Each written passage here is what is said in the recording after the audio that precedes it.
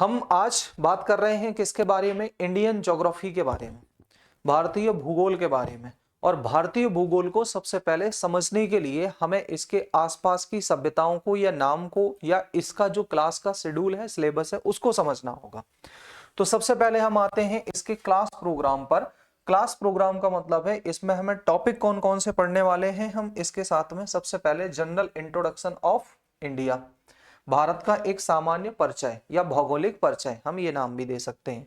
दूसरा इसमें आता है physical features of India, Bharat की जो भौतिक विशेषताएं हैं उन विशेषताओं के बारे में बात करनी है। तीसरी हमें बात करनी है कि इसमें क्लाइमेट या जलवायु, भारत की आखिर जलवायु कैसी है। फिर इसमें हमें टॉपिक पढ़ना है ह्यूमन ज्योग्राफी या मानव भूगोल। तो जब हम मानव भूगोल के बारे में पढ़ेंगे तो हमें यह भी समझ में आ जाएगा कि आखिर देश के अंदर किस तरीके की प्रजातियां, लोग, जनजातियां ये सब रहते हैं।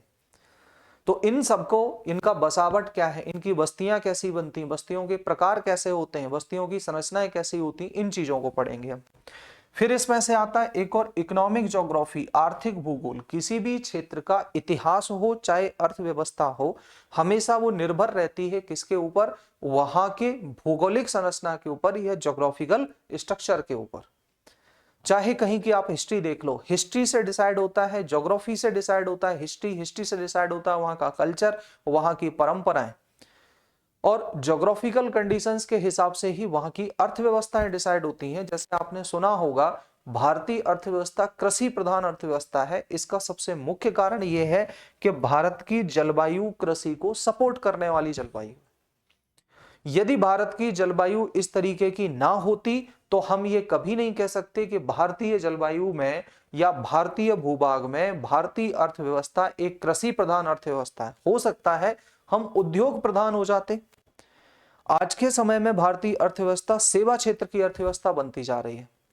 अब दूसरी तरफ हम जाते हैं, जैसे चीनी अर्थव्यवस्था, जो चाइनीज अर्थव्यवस्था में सबसे ज्यादा उद्योगों का योगदान है।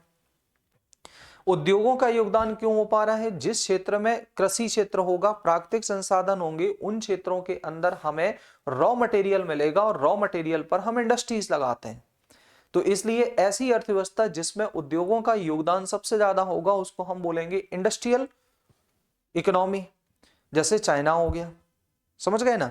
तो इसलिए आर्थिक भूगोल हमें इसलिए भी पढ़ना जरूरी है ताकि वहां के हम प्राचीन से लेकर के वर्तमान तक की जो भी आर्थिक संरचनाएं हैं वो सारी संरचनाएं हमें समझ में आ जाए कि किस तरीके से हमने उन संरचनाओं को बनाया, हमारा स्ट्रक्चर कैसा बना, अर्थव्यवस्था कैसी बनी। अब तो सारी फसल बर्बाद होती जाती है। हाँ, बिल्कुल सही बात है, क्योंकि ये इसका भी एक कारण है। फसल बर्बाद क्यों हो रही है? वो जलवायु कारणों से। जलवायु में जो परिवर्तन आ रहा है क्यों आ रहा है? मानवीय कारणों से। तो यदि मानव जलवायु के अंदर ज्यादा इंटरफेयर करना शुरू कर देगा तो फिर प्रकृति हमें उस चीज को अपोज करना शुरू करेगी, जिसका परिणाम हमें आज की डेट में दिखाई दे रहा है। समझ गए ना? तो इसमें हाँ, आर्थिक भूगोल या इकोनॉमिक ज्योग्राफी में हम क्या पढ़ने वाले हैं?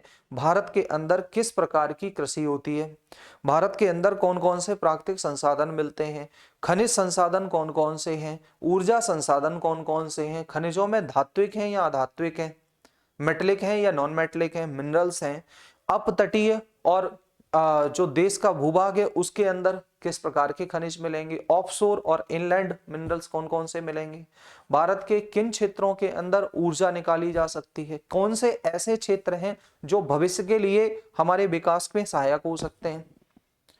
ठीक है ना? फॉर एग्जाम्पल जैसे समझ लेते हैं केरल का जो तटीय क्षेत्र है मालाबार कोस्ट, आज हम ये कहते हैं कि उस क्षेत्र में थोरियम के विश्व के सबसे बड़े भंडार हैं। इसका मतलब है कि भविष्य में न्यूक्लियर एनर्जी के लिए हम सिर्फ स्वयं पर निर्भर होने वाले हैं, हमें किसी दूसरे देश की जरूरत नहीं पड़ेगी। तो ये हमारी भविष्य की अर्थव्यवस्था के लिए भी विकास का एक तरीका हो रहा है। तो इसमें हम ये पढ़ेंगे। तीसरा आता है फिर रीजनल ज्योग्राफी, क्षेत्रीय भूगोल। तो चूंकि हम जैसे मध्य प्रदेश में रहते हैं तो आखिर भारत के अंदर मध्य प्रदेश की किस तरीके के स्ट्रक्चर हैं, संरचनाएं हैं, इनकी बात भी हमें करनी होगी। हमें यह चीज भी समझनी होगी कि आखिर मध्य प्रदेश या जिस क्षेत्र में हम रह रहे हैं वो क्यों इंपॉर्टेंस है। देखो, भूगोल पढ़ने का एक सबसे बड़ा उद्देश्य यह है क्योंकि शुरुआत से ही मनुष्य ने जब भूगोल की स्टडी करना शुरू की या ज्योग्राफी की स्टडी करना शुरू की तो उसका एक ही ऑब्जेक्टिव था कि चूंकि पृथ्वी हमारा ग्रह है, ग्रह हमारा ये आवास है और हमें अपने आवास के बारे में जानकारी सबसे ज्यादा होना जरूरी है ताकि हम अपने जीवन को सुगम, सुरक्षित और सुव्यवस्थित कर सकें। तो भूगोल पढ़ने का सबसे मुख्य उद्देश्य क्या होता है? जिस क्षेत्र के अंदर हम रह रहे हैं उस क्षेत्र की संरचनाओं का हम प्रॉपर निर्माण कर सकें, वहां के संसाधन उपयोग कर सकें, उन संसाधनों से अपनी अर्थव्यवस्था बना सकें, जीवन को सरल बना सकें, आवास संरचनाएं बना सकें। भूगोल पढ़ने से लोगों को समझ में आया कि कौन से क्षेत्र मानवीय बसावट के लिए सबसे अच्छे क्षेत्र होते हैं। भूगोल पढ़ने के बाद हमें यह समझ में आया कि वहां की संस्कृति क्यों निर्भर होती है। जैसे क्यों अरेबियन क्षेत्र में बुर्का पहनने की परंपरा है, क्यों यूरोपीय क्षेत्र में लोग पूरे कपड़े पहनते हैं और जब मौका मिलता है तो सारे कपड़े उतार के बीच की तरफ भागते हैं, क्यों भारतीय भूभाग में सूती परिधानों का चलन है, अफ्रीका के लोग काले क्यों हैं, अफ्रीका के लोगों के बालों की संरचना ऐसी क्यों है। ये सारी संरचनाएं हमें, ये सारी बातें हमें किससे पता चलती हैं? भूगोल से। समझ गए? तो इंडियन ज्योग्राफी पढ़ने का भी हमारा मेन ऑब्जेक्टिव यही होगा। अब हम इसमें से आते हैं, हमारा क्लास प्रोग्राम क्या है। सबसे पहले क्लास प्रोग्राम के अंदर हम आते हैं तो यहां पढ़ना होगा हमें क्या? जनरल इंट्रोडक्शन या of physical features of India. तो भारत का जो भौतिक विशेषताएं हैं उन भौतिक विशेषताओं के बारे में सबसे पहले हमें इन चीजों के बारे में पढ़ना होगा। अब भारत की भौतिक विशेषताओं का सामान्य परिचय जब भी हम पढ़ने के लिए जाते हैं तो इसमें से हमें दो पॉइंट्स को कवर करना पड़ेगा। सबसे पहले भारत का नामांकन और दूसरा आता है भौगोलिक अवस्थिति और विस्तार। ठीक है ना? नामांकन मतलब nomination of India and geographical location and extent of India. Clear है? तो अब हम सबसे पहले आते हैं नामांकन पर। जब नामांकन की बात करते हैं तो आपने जनरली, आप मुझे सिर्फ ये बताएं कि जनरली आपने भारत के कितने नाम सुन रखे हैं? समझ गए? मैं बता देता हूं। देखो, भारत को कई बार ब्रह्मवर्त के नाम से भी जाना जाता है या भारत को आर्यावर्त के नाम से जाना जाता है। आपने खूब सुना होगा। कुछ नहीं सुना है तो जब भी हमारे यहाँ पूजा होती है तो पंडित जी सबसे पहला मंत्र यही पढ़ते हैं, आर्यावर्ते जम्बू द्वीपे भरतखंडे, है ना? जब संकल्प कराते हैं तो उसके अंदर वो ये संरचना का नाम लेते हैं। तो इसमें से दो नाम तो हमारे सामने वैसे ही आ गए। पहला कौन सा? आर्यावर्त और दूसरा भारतवर्ष। ये दो नाम तो सामने आ गए। तीसरा नाम हमारे सामने आता है, इसको हम बोलते हैं हिंदुस्तान। हिंदुस्तान, ठीक है। चौथा नाम भारतवर्ष के बाद एक और नाम यहां पर हमने सुना था, जम्बूद्वीप। जम्बूद्वीप। पांचवा नाम फिर आता है इंडिया। इंडिया। ये कॉमन नेम है जिनको लगभग हर व्यक्ति ने सुना होगा, अपनी डेली लाइफ में सुना होगा इनको। कौन कौन सा? ब्रह्मवर्त, आर्यावर्त, भारतवर्ष, हिंदुस्तान, जम्बूद्वीप और इंडिया। ठीक है, लेकिन 90% लोग ये नहीं जानते कि इन नामों के पीछे का कारण क्या है। तो अब हम बताते हैं। देखो, कहानी से शुरू करते हैं इसकी। भारत में सबसे पहले सिंधु घाटी सभ्यता जो थी वो भारतीय सभ्यता एवं संस्कृति की जनक मानी जाती है। अभी मैंने बोला था जनक माना जाता है। क्यों? ये सभ्यता जो है इसके बहुत सारे पॉइंट ऐसे हैं जो हमें आज की संस्कृति में या अब हमें देखने को मिल रहे हैं। जब हम उसकी खुदाई करते हैं तो हमें समझ में आता है उसमें से। ठीक है ना?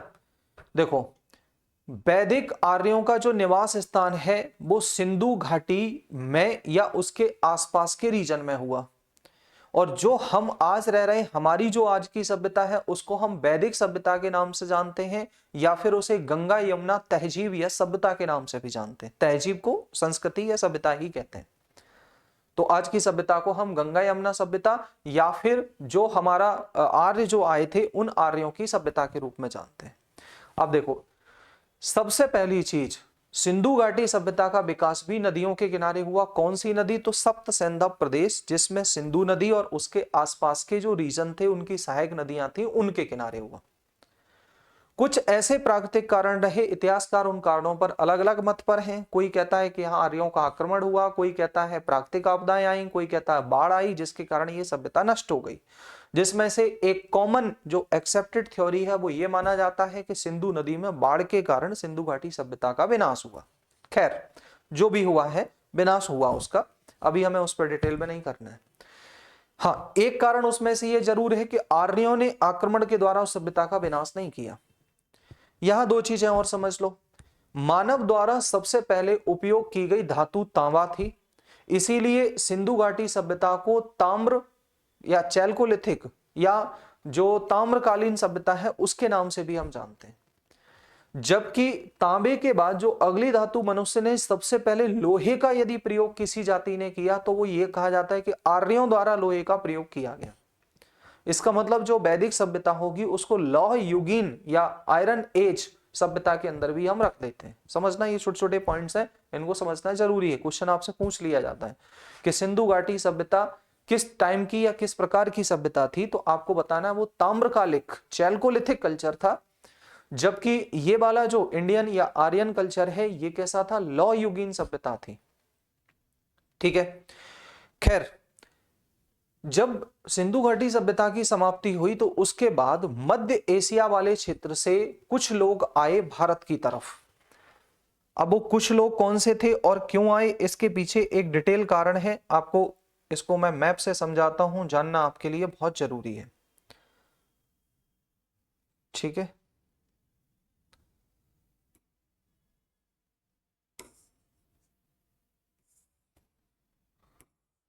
देखो सबसे पहले हम मैप पर चलते हैं तो हमें ये दिखाई देता है, ये रेड कलर का जितना भी दिख रहा है ये आपको एशिया दिखाई दे रहा है। अब इस एशिया के भी कई सारे भाग हैं इसमें से।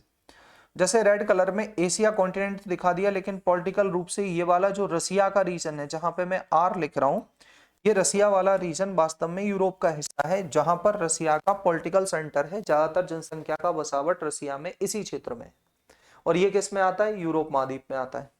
इसके बाद से जो एशिया है, इस एशिया को ईस्ट एशिया के नाम से हम ये जानते हैं। इसको क्या बोलते हैं, ईस्ट एशिया, ईस्ट एशिया या नॉर्थ ईस्ट एशिया भी कह देते हैं। इसके बाद भारत सहित ये वाले जो क्षेत्र हैं पूरे नीचे के, इनको हम बोलते हैं दक्षिण पूर्व एशिया, साउथ ईस्ट एशिया। पहले तो आपको ये भी समझ लो, इसका मतलब भारत सहित म्यांमार, भूटान, बांग्लादेश और नीचे मालदीव, मॉरिशस, श्रीलंका, इन सबको मिलाकर के हम दक्षिण पूर्व एशिया में रखते हैं, पहली चीज। दूसरा, ये वाला जो रीजन है यहां से लेकर के ये, इसको हम मध्य एशिया के नाम से भी जानते हैं, जो कैस्पियन सागर के आसपास लगता हुआ। हालांकि कैस्पियन सागर ही है जो यूरोप और एशिया की बाउंड्री बनाता है। तो अगर मैं यहां से लूं तो ये ब्लैक सी से होते हुए यहां से ये चला गया ऊपर यूराल माउंटेन, और यूराल माउंटेन से ये ऊपर की तरफ इधर से होकर के ये वाला हिस्सा ये पूरा आ गया किसमें, ये एशिया रीजन में। ये वाला अरब रीजन हो गया। अब ये जो ऊपर का क्षेत्र है, बीच वाला ये क्षेत्र है, इसको हम मध्य एशिया के नाम से जान जाते हैं। किस नाम से, मध्य एशिया के नाम से जानते हैं, जो कहां पर है, एक्चुअल में कैस्पियन सागर के आसपास का रीजन। अब देखो, कैस्पियन सागर के आसपास के रीजन में ये जो मतलब ये सर्वमान्य नहीं, 100% श्योर नहीं है, लेकिन फिर भी जो ज्यादातर जिसको विद्वान मानते हैं वो यही घटना है। क्या घटना है, मध्य एशिया वाले रीजन में एक जाति रहती थी जिसको नाम दिया गया आर्य। क्या बोला गया इनको, आर्य के नाम से बोला गया। तो सबसे पहले आए हम किस पर, आर्यन पर। आर्यन या आर्य शब्द, आर्य शब्द का जो अर्थ होता है, ये अर्थ होता है सर्वश्रेष्ठ, सर्वश्रेष्ठ। तो आर्यों को सर्वश्रेष्ठ, द बेस्ट उस समय की प्रजाति माना जाता है। हो सकता है ये कारण रहा हो कि उस समय आर्य गायों का पालन करना जानते थे, पशुपालन में उनका मुख्य व्यवसाय जो था, मेन ऑक्यूपेशन था, वो पशुपालन था। जितने लोग जुड़े हुए हैं एक बार कमेंट में मुझे नाम बता दीजिए अपने प्लीज। तो वो उस समय एक ऐसी प्रजाति थी जो वास्तव में खाना बदोश टाइप की नहीं थी, जंगली प्रजाति नहीं थी। हालांकि इनका कबीलाई सिस्टम था, लेकिन आर्यंस ऐसे भी थे जो अपने भरण पोषण के लिए गायों को पालते थे, पशुपालन जानते थे, घोड़ों का प्रयोग करते थे, रथों का प्रयोग करते थे, लोहे के हथियार और लोहे के सामान अपने उपकरण बनाते थे। और उस समय शायद आर्य के अलावा ये चीज किसी और के पास नहीं थी। ठीक है, नरेंद्र है, शिवानी है, और कौन है? 2 लोग और हैं, प्लीज नाम बताएं कमेंट में। तो उस समय पर ये लोग, कोई और प्रजाति इस चीज को नहीं जानती थी। जब ये नहीं जानती थी तो हो सकता है कि इन्हीं कारणों की वजह से इनको सर्वश्रेष्ठ नाम दिया जाता। अब चूंकि आर्यन का मुख्य व्यवसाय या मेन ऑक्यूपेशन, जो मेन ऑक्यूपेशन था, वो मेन ऑक्यूपेशन क्या था? पशुपालन, डोमेस्टिफिकेशन ऑफ एनिमल्स, है ना, सूरसिंग, ओके, या एनिमल हस्बेंड्री ये करते थे। इनका मुख्य व्यवसाय पशुपालन था। याद रखना, ये क्वेश्चन कई बार पूछा गया है। ये पूछा गया है कि आर्यों का मुख्य व्यवसाय क्या था, तो आपको बताना है क्या था? पशुपालन था। ये पशुपालन के नाम से जाने जाते थे। तो इनका मुख्य व्यवसाय जब ये पशुपालन था तो पशुपालन करते थे। पशुपालन में भी मुख्यतः ये किसका? तो गायों का पालन करते थे, और घोड़ों के बारे में भी ये जानते थे। पहले साक्ष्य ये मिले हैं, सिंधु घाटी सभ्यता के लोग घोड़ों के बारे में नहीं जानते थे, ऐसा कहा जाता है। आर्यंस ही थे जो घोड़ों का प्रयोग करते थे। दूसरा, ये लोग स्पाइक वाले व्हील का प्रयोग करते थे, स्पाइक वाले पहिए। जो आर्यंस थे वो स्पाइक वाले पहिए, स्पाइक वाले पहिए का मतलब है एक पहिया ऐसा जिसके बीच में ये, और फिर ये डंडे लगे हुए थे इस पहिए के बीच में ऐसे, जिसको आज की डेट में हम अलॉय व्हील बोल देते हैं। समझ गए? एक तरीका ये भी होता है कि इनके बीच में ये यहां से यहां तक ये सॉलिड हो जाए, फिर ये सॉलिड हो जाए, फिर ये कट हो, ऐसा नहीं। इनके पहियों के बीच में डंडे लगे होते थे, अलॉय लगे होते थे, जिसके कारण रथों की गति तेज हो जाती थी। तो ये रथ का प्रयोग भी करते थे। स्पाइक वाले पहिए, रथ और लोहा, इनका प्रयोग, इनकी मुख्य विशेषता थी आर्यों की। अब जब पशुपालन ये करते थे तो ये अपनी गायों के लिए चारागाह, ग्रासलैंड, चारागाह की खोज पर निकले। चारागाह की खोज में कहां से निकले? मध्य एशिया से, मध्य एशिया से निकले, और निकल करके ये चारों तरफ फैले। जब ये चारों तरफ इन्होंने फैलना शुरू किया तो ये मध्य एशिया से चलते चलते चलते इधर की तरफ अरेबियन रीजन से होकर के काबुल, कंधार, पाकिस्तान, अफगानिस्तान होते होते होते होते यहाँ इंडिया में आ गई है। जब ये इंडिया में आए, इंडिया में आकर के इन्होंने देखा कि नॉर्थ इंडिया में जो नदियों वाला क्षेत्र है वहां पर कई सारी नदियां हैं, सैकड़ों नदियां हैं, और उन नदियों के आसपास का पूरा क्षेत्र वैकेंट एरिया है एकदम, जहां कोई भी जाति प्रजाति रहती ही नहीं है। और जब जाति प्रजाति कोई नहीं रहती तो वहां व्यापक विस्तारित चारागाह थे, मैदान थे, नदी थी, पानी थी, जलवायु था। कठिन जलवायु नहीं थी, सरल जलवायु थी, मिट्टी अच्छी थी। तो इस वजह से इन लोगों ने आकर के उस क्षेत्र में रहना शुरू कर दिया। कहां पर? गंगा और यमुना के दोआब वाले रीजन में। ठीक है ना? जब गंगा यमुना के दोआब वाले रीजन में इन्होंने रहना शुरू किया, यानी नॉर्थ इंडिया में, तो फिर इन लोगों ने आकर के जिस जगह रहना शुरू किया उस क्षेत्र का नाम पड़ गया ब्रह्मवर्त या आर्यावर्त। क्षेत्र का नाम क्या पड़ा? ब्रह्मवर्त या आर्यावर्त, यानी उत्तर भारत जो आर्यों का निवास स्थान था उसके नाम पर इसका नाम पड़ता है आर्यावर्त। समझ गए? अब दूसरी चीज, जो भी आर्य थे, यानी इसका मतलब क्या हुआ, जो मैंने आर्यवर्त या ब्रह्मवर्त लिखा हुआ है इसका सीधा सीधा मीनिंग ये होगा आर्यों का निवास स्थान, आर्यों का निवास स्थान, habitat place of, habitat place of Aryans, Aryans. ठीक है, अब आते हैं, दूसरा नाम क्या पड़ा है इसका? भारतवर्त या जम्बूद्वीप समझ लो। इस आर्यावर्त या इस भूखंड को जो बौद्ध ग्रंथ थे, बौद्ध ग्रंथ थे, इन बौद्ध ग्रंथों के अंदर सबसे पहले जम्बूद्वीप नाम दिया गया भारत को।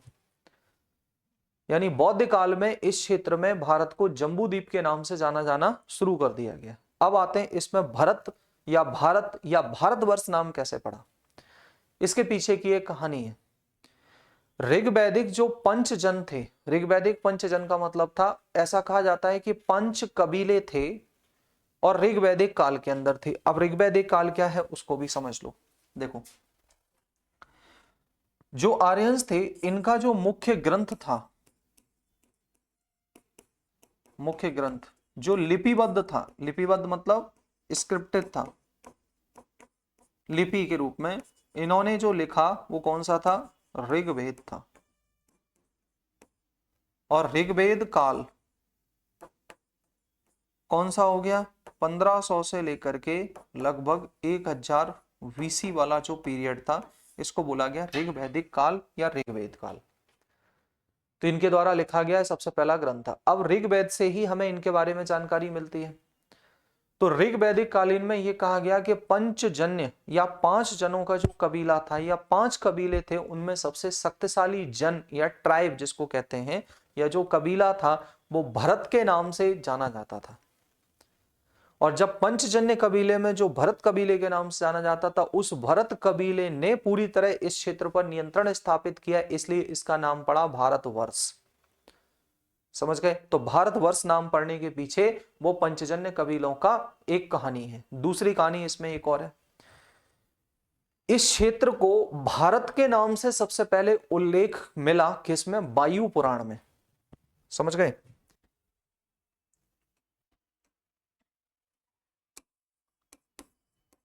भारत शब्द का उल्लेख,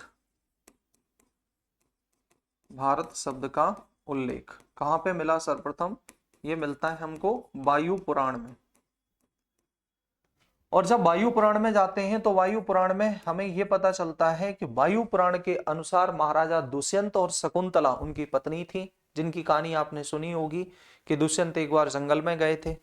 वहां पर एक ऋषि पुत्री थी शकुंतला, जो नदी से पानी भर रही थी। दोनों ने एक दूसरे को देखा, प्रेम हो गया। प्रेम होने के बाद दुष्यंत कुछ समय तक वहां रुके, फिर उन्हें राज्य की याद आई तो वो वहां से वापस जब आने लगे तो शकुंतला ने कहा मैं भी चलूंगी। उन्होंने कहा मैं आपको ऐसे नहीं ले जा सकता, हम आएंगे, है ना। वो गाना सुना है ना, उठा ले जाऊंगा तुझे मैं डोली में, बारात लेके आएंगे। तो जब ये बारात लेने के प्रॉमिस करके यहाँ से वापस गए उसी समय इनको शकुंतला को एक पुत्र हुआ। उस पुत्र का नाम रखा गया भरत। फिर वो आगे की कहानी है कि ये एक दूसरे को भूल जाते हैं। वो मछली के मुंह में इनकी अंगूठी चली जाती है, फिर वो अंगूठी मिलती है वापस, फिर वो शकुंतला उनको दिखाती हैं। राजा को याद आता है, फिर वो राजा सइज्जत या पूरे गाजे बाजे विवाह के साथ, बारात के साथ अपने पुत्र दुष्यंत और उसको लेके जाते हैं, शकुंतला को लेके जाते हैं। तो जो दुष्यंत के पुत्र हुए राजा भरत, तो राजा भरत बचपन से ही सुना होगा आपने, जो शेर के मुंह में दांत गिनता था। बच्चा एक था, 5 वर्ष का बच्चा था जो शेर के मुंह में दांत गिन रहा था, उसका नाम भरत रखा गया। ठीक है ना। और यही भरत है जो बाद में जाकर के भरत ने पूरे भारत के चक्रवर्ती सम्राट सबसे पहले राजा भरत हुए, तो उन भरत के नाम पर इस पूरे क्षेत्र का नाम भारत रखा गया। समझ गए ना। तो वायु पुराण के अनुसार राजा दुष्यंत के पुत्र, राजा दुष्यंत के पुत्र भरत के नाम पर क्या पड़ा? भारत नाम पड़ा इस क्षेत्र का। ठीक है। और ये उल्लेख, भारत नाम का उल्लेख कहां मिलता है? सबसे पहले वायु पुराण में मिलता है। बौद्ध काल में इसको क्या कहा गया? जम्बू द्वीप कहा गया। अब आते हैं इसके बाद और भी चीजें हैं, जैसे और भी नाम इसको दिए जाते हैं। सबसे पहले नाम और क्या दिया जाता है? हिंदुस्तान कहा जाता है। तो अब हिंदुस्तान के पीछे की भी एक कहानी है। क्या? पारसी लोग या जो ईरानी लोग थे, जो पारस वाले रीजन में रहते थे, इस वाले रीजन में ईरानियों के आक्रमण भारत पर लगभग 700-800 ईस्वी के आसपास होना शुरू हो गए थे। तो ये 700-800 ईस्वी के आसपास जब भारत पर ईरानियों के आक्रमण होना शुरू हुए, तो पारसियों और ईरानियों ने जो सिंधु नदी थी उसको हिंदू नदी के नाम से बोला, क्योंकि वो लोग अपनी भाषा में सा को हा बोलते थे। तो उन्होंने सिंधु को हिंदू बोला, और हिंदू बोलने के बाद उसके पूर्व का जो क्षेत्र है उस क्षेत्र को उन्होंने हिंदुस्तान नाम दे दिया। समझ गए। भारत में जो ईस्ट भारत में जो पूर्व का रीजन है, जैसे क्या नाम पड़ा इसका, हिंदुस्तान, तो हिंदुस्तान नाम किसने दिया? सबसे पहले तो क्वेश्चन यही बनता है, हिंदुस्तान नाम किसने दिया? तो ये दिया पारसियों ने। पारसियों, जिनको पर्सियंस बोला जाता है, पर्सियंस, या ईरानियों ने, ईरानियंस, ईरानियों ने क्यों दिया? क्योंकि भारत से ये निकल करके जाती है, इसका नाम क्या है, सिंधु। तो सिंधु नदी को वो साको हा बोलते थे, तो उन्होंने इस नदी को बोला हिंदू। और सिंधु नदी के ईस्ट वाला रीजन ये होगा, वेस्ट वाला रीजन ये होगा, तो इस ईस्ट के पूरे रीजन को उन्होंने नाम दे दिया हिंदुस्तान। इसको नाम क्या दे दिया उन्होंने? हिंदुस्तान, जिसमें पाकिस्तान भी शामिल था। ऐसा मत सोचना कि इसको हिंदुस्तान उसको पाकिस्तान उन्होंने बोल दिया, नहीं, ईरानियों ने केवल इस क्षेत्र को बोला था हिंदुस्तान। फिर आगे जाकर के इसका नाम पड़ा इंडिया। तो इंडिया नाम पड़ने के पीछे की भी एक कहानी है। क्या है? जो यूरोप वासी थे, ये रोमन्स थे, है ना, रोमवासी जो थे वो इस नदी को, रोमवासी जो थे, रोमवासियों ने क्या किया, ये नदी निकल के जा रही है, इसका नाम क्या है, सिंधु नदी। उन्होंने सिंधु नदी को अपनी इरा भाषा में इंडस बोला। क्या बोला? इंडस। कौन? रोमन्स ने, रोमन्स, यूनानियों ने, यूनानियों ने इसको इंडस बोला। और इंडस नाम की वजह से इसके आसपास का जो क्षेत्र था उसका नाम इन्होंने दे दिया इंडिया। समझ गए? तो इंडिया, हिंदुस्तान हो चाहे इंडिया हो, ये नाम हमें बाहर के लोगों के द्वारा दिए गए हैं।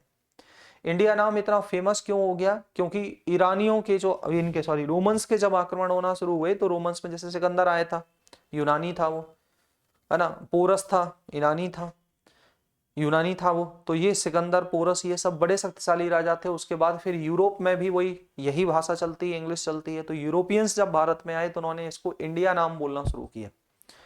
और यूरोपियंस ने जब इंडिया देना शुरू किया तो उनकी वजह से ही इसका नाम क्या पड़ गया, इंडिया नाम पड़ना शुरू हो गया।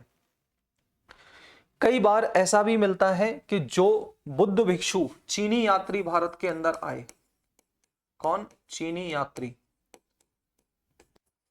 तो जब चीनी यात्री भारत भ्रमण पर आए,